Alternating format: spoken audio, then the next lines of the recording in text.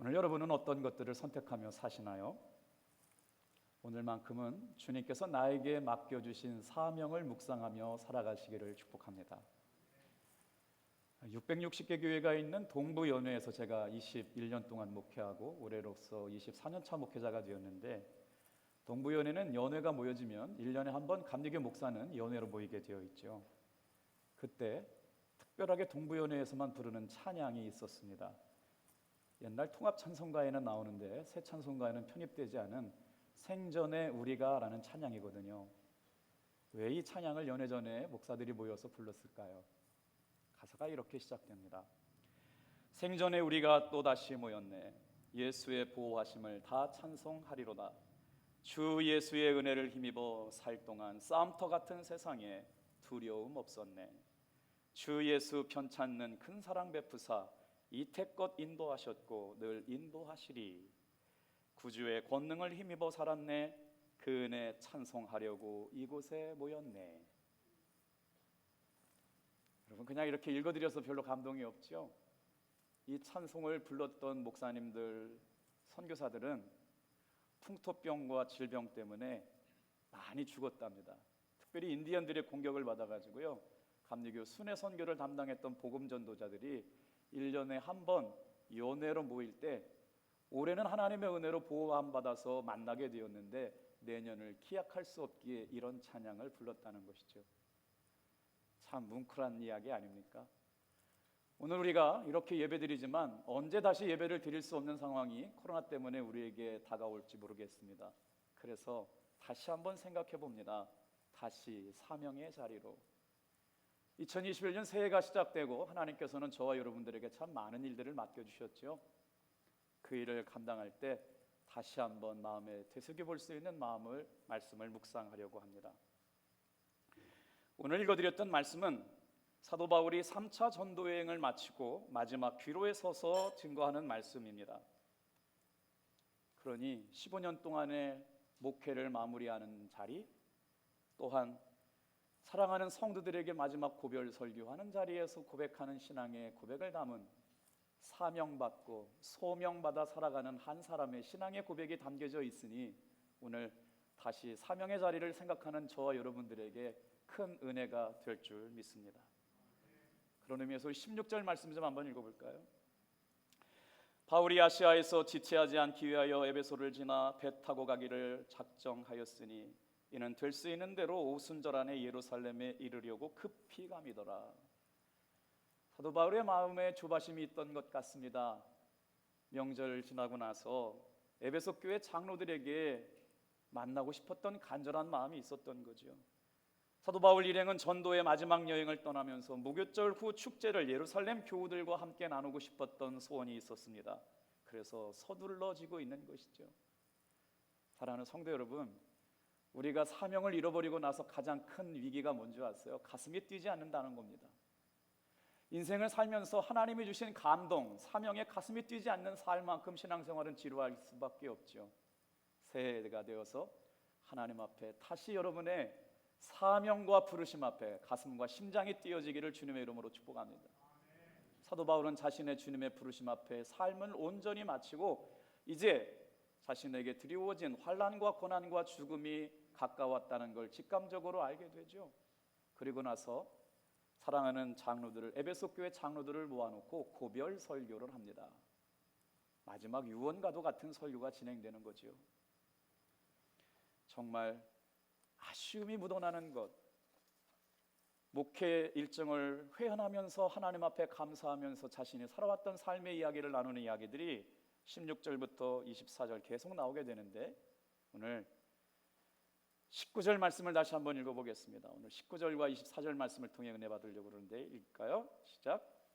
곧 모든 겸손과 눈물이며 유대인의 관계로 말미암아 당한 시험을 참고 주를 섬긴 것과. 이 말씀에는 사명받아 살았습니다. 부르심받은 소명자로 살았습니다. 하나님께서 맡겨주신 일들을 감당하는 전도자의 삶을 살았습니다. 그래서 어떻게 살았다고요? 겸손하게 그 일을 감당했답니다. 눈물이 없이는 그 길을 가지 못했다는 것이죠. 얼마나 방해하고 관계로 어렵게 만드는 사람들이 있는지 그 일을 생각해 보면 당한 시험을 참지 않고는 그 길을 갈 수가 없었습니다. 그럼에도 불구하고 그 모든 것을 참고 견디어내며 주님을 섬긴 것에 대해서 고백하며 감격하고 있습니다. 여러분, 여러분의 삶에는 하나님께서 어떤 사명을 주셨나요? 사도 바울이 다른 본문에 보니까 그것을 달려갈 길이라고 말씀하고 있습니다. 사람은 누구에게나 달려갈 길이 있죠. 2021년 저와 여러분들에게는 달려갈 길이 있습니다. 제가 로마서를 읽고 나서요, 하나님께서 일주일 만에 선물을 주셨어요. 제가 로마서 읽는 걸 주님은 알고 계셨더라고요.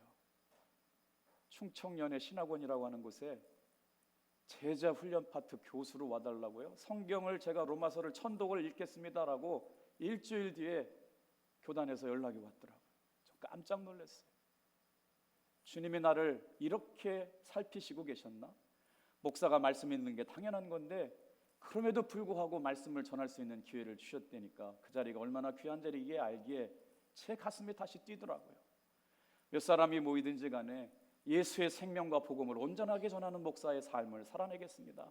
그리고 나서 하나님께서 2021년 저에게 주신 사명은 다시 사람을 살리고 생명을 구원하고 온전한 복음을 전하는 삶으로 이끌어 가신다는 감동을 받게 됩니다. 사랑하는 성도 여러분, 그래서 다시 저와 여러분은 사명의 자리로 돌아와야 합니다. 왜 그렇게 사명이 중요한 것일까요?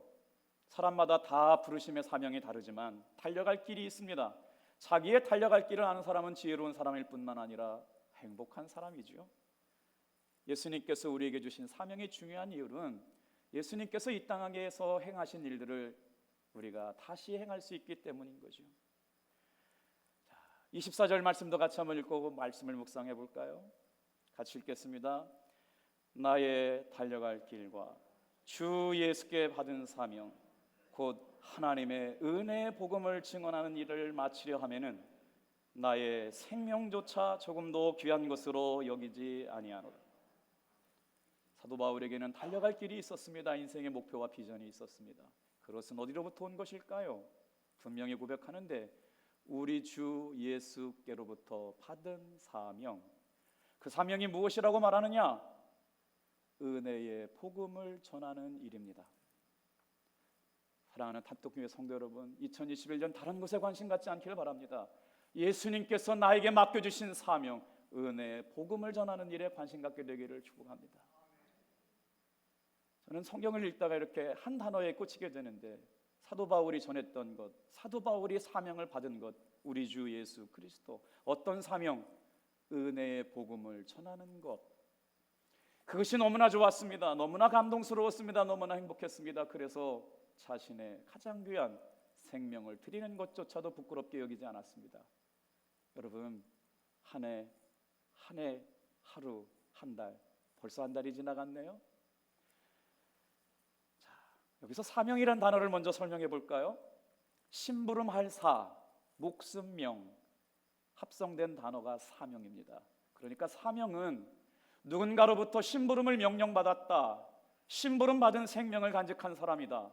사명이 그렇습니다. 어떤 사명? 사도 바울은 고백합니다. 우리 주 예수 그리스도로부터 받은 사명, 은혜의 복음을 전하고 영혼을 구원하고 복음을 전도하는 선교사의 삶이요 전도자의 삶이었습니다. 우리는 오늘 사도행전 20장 말씀을 통해서 어떤 말씀을 듣기를 원하느냐? 사랑하는 성도 여러분, 저와 여러분에게도 주님께서 맡겨주신 사명이 있는 줄로 믿습니다. 그것이 생각나지는 귀한 시간 되었으면 좋겠어요. 그래서 사명은 심부름 받은 목숨입니다. 오늘 이 예배에 참여하고 있는 사랑하는 성도 여러분, 또 영상으로 예배에 참석하고 있는 여러분, 나이가 들어도 주님께서 나에게 주신 사명이 마음에 새겨진 사람은 절대로 늙지 않습니다. 오늘 새롭게 주님이 나에게 주신 사명이 생각나는 시간 되기를 축복합니다. 그런데 이 사명을 발견하면 사는 사람이 있는가 하면 발견하지 못하고 사는 사람이 있어요. 어떤 사람이요? 자기의 자신의 욕심이나 자기의 관심, 자기의 생각에 초점이 맞춰져 있는 사람은 자신의 사명을 깨닫지 못합니다. 그래서 사도 바울은 24절에 말씀하시기를 사도 바울은 주 예수께 받은 사명이라고 자신의 사명이 어디로부터 온 것을 밝히고 있죠. 저와 여러분의 사명은 주 예수로부터 받은 사명입니다. 어떤 사명이요? 따라해 보세요. 하나님의 은혜의 복음을 증언하는 사명. 이 일을 위해서 생명조차도 조금도 귀한 것으로 여기지 않았다는 것이죠. 뒷구절을 이렇게 후반절을 묵상하면서 사도 바울이 사명을 받아 살아가는 동안 어떻게 그 사명을 감당했느냐가 따라 나오게 되는데 그 말씀이 참 은혜가 됩니다. 19절 말씀 좀 읽어볼까요? 첫 번째, 사도 바울은 사명을 받고 나서 그 사명을 어떻게 감당했느냐? 모든 겸손으로 그 사명을 감당했대요. 교회 안에 사명 맡으신 분들이 있잖아요. 찬양대, 반주자, 교사, 성가대, 집사님, 장로님, 속장님, 차량봉사, 음향봉사. 여러분, 그 사명을 맡았을 때 어떻게 감당해야 시험이 들지 않느냐? 다 같이 한번 따라합시다. 모든 겸손으로 하십시오.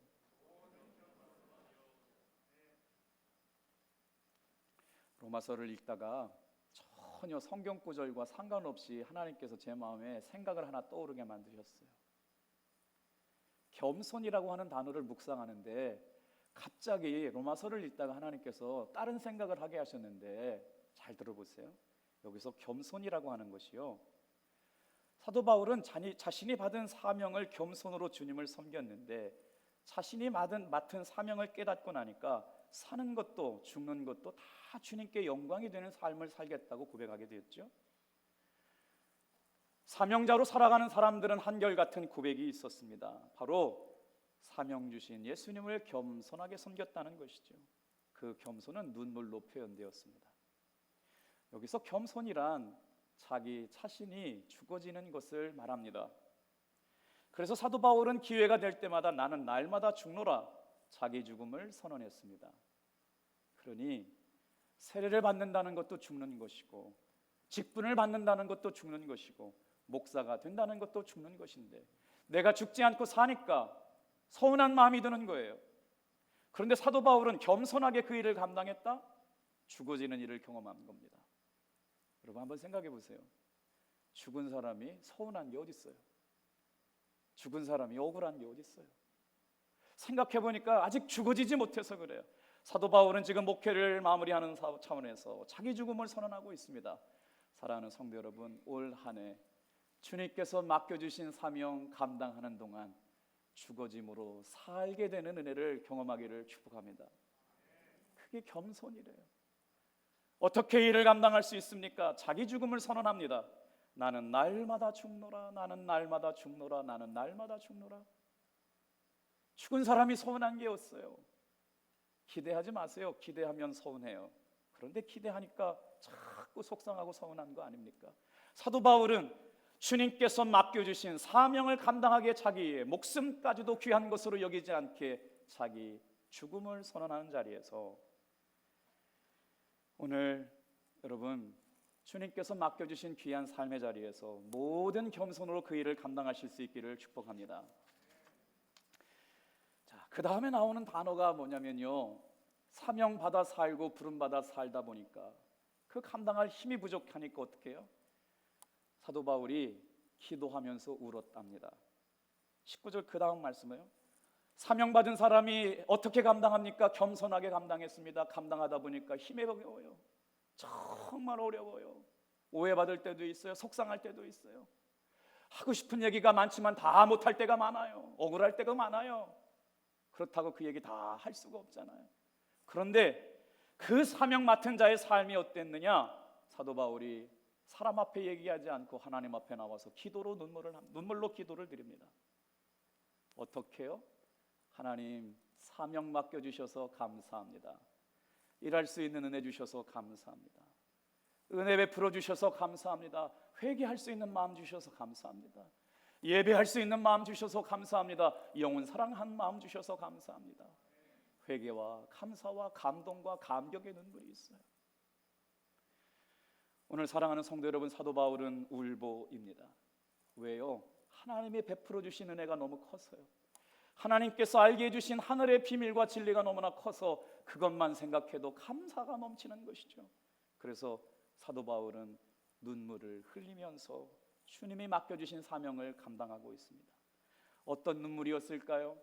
기도의 눈물이었습니다. 사랑의 눈물이었습니다. 수고의 눈물이었습니다. 보람의 눈물이었습니다. 한 영혼을 바라볼 때 여러분, 사랑하지 않는 사람이 어떻게 울을 수가 있을까요? 어떤 사람이 전도자가 되는 줄 아세요? 영혼 사랑의 마음이 있는 사람이 전도자가 됩니다. 그런데 그 영혼을 품고 기도하면 기도할수록 그의 마음 안에 그 영혼을 긍휼히 여겨주시는 예수님의 마음을 알게 되죠. 그리고 나서 그 영혼을 진짜 사랑하기 시작합니다. 그래서 사도 바울은 죽어가는 영혼들을 향하여 울지 않을 수가 없었어요. 그 영혼을 사랑하는 사람들을 구원하는 것이 간절한 소원이었기에 사랑의 눈물이 없는 사람은 결단코 전도할 수 없습니다. 사명 맡아 살고 부름받아 살아가는 성도 여러분, 올 한 해 영혼을 사랑하는 마음 달라고 기도할 수 있는 여러분 되길 축복합니다. 저도 이렇게 눈물이 많다 보니까 사도 바울이 눈물을 흘렸다는 대목에서 계속 말씀이 반복되더라고요. 그래, 눈물로 얼마나 많은 세월들을 지새웠을까.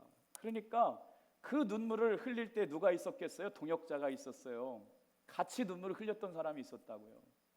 왜 전도자가 눈물을 흘리고, 왜 사역자가, 소명자가 눈물을 흘리고 아파하고 있는지 옆에서 함께 눈물 흘렸던 사람들이 누구냐? 에베소에 있는 장로들 만난 거예요. 믿음의 동역자들 만나는 거예요. 사랑하는 탑동교회 성도 여러분, 오늘 세례 받으시는 여러분, 예수님의 동역자, 사랑하는 교우들의 동역자, 친구가 되고 사명자가 되시기를 주님의 이름으로 축복합니다. 그 눈물을 알아요. 왜 사도 바울이 울 수밖에 없는지, 영혼을 사랑하고 전도하고 복음을 전하는 일에 생명조차도 아끼지 않은 삶을 살아가는 그 모습을 보면서 함께 신앙생활했던 믿음의 동역자들이 사도 바울과 함께 울고 있습니다. 그래서 그 다음 말씀을 보면 이해가 돼요. 자, 이 믿음은 어디서로부터 온 것일까요? 주 예수께 대한 믿음을 증언한 것인데, 여러분, 성령님께서 사도 바울에게 일어날 일들을 말씀해 주십니다. 이 12절 같이 한번 읽어볼까요? 보라, 이제 나는 성령에 매여 예루살렘으로 가는데 거기서 무슨 일을 당할지 알지 못하노라. 그런데 오직 성령이 각성해서 내게 증언하여 결박과 환난이 나를 기다린다 하노니. 세례받고 예수 믿고 사는 삶이 좋은 길만 걸면 좋겠지만, 사도 바울이 사명자로, 소명자로, 말씀을 맡은 자로, 영혼을 구원한 전도자로 살아가는 동안 자신에게 어떤 일이 일어날지 성령께서 가르쳐 주셨는데, 이제 예루살렘에 가고 로마에 가면 어떤 일들이 일어날 것이다? 결박당할 일이 일어납니다. 핍박당할 일이 일어납니다. 환난당할 일이 있습니다. 목숨을 빼앗기는 죽음과 핍박과 감옥이 기다리고 있습니다. 성령께서 알게 하셨는데도 불구하고 그 길을 갑니다. 그래서 세례받는 사람은 예수님 안에서 죄악되었던 나는 죽어야 내 안에 사시는 예수님과 더불어 사는 삶을 살게 될 줄로 믿습니다. 이런 의미로 사도 바울은 지금 19절에 눈물을 흘리고 있습니다. 간절하게 기도했을 거예요. 지난 토요일 날 세례받는 분들을 11시에, 오후 2시에, 3시 반에 함께 모일 수가 없어가지고 3번이나 떨어져서 간증을 하면서 함께 같이 은혜를 나누었거든요. 예수님 안에서 진짜 변화를 경험하고 살아가는 사람들이 이렇게 우리 교회에 생겨나고 있습니다. 그 믿음이 변하지 않고 온전하게 지를 주님의 이름으로 축복합니다. 19절에 보면요, 사도 바울은 지금 모든 겸손으로 사명을 감당했습니다.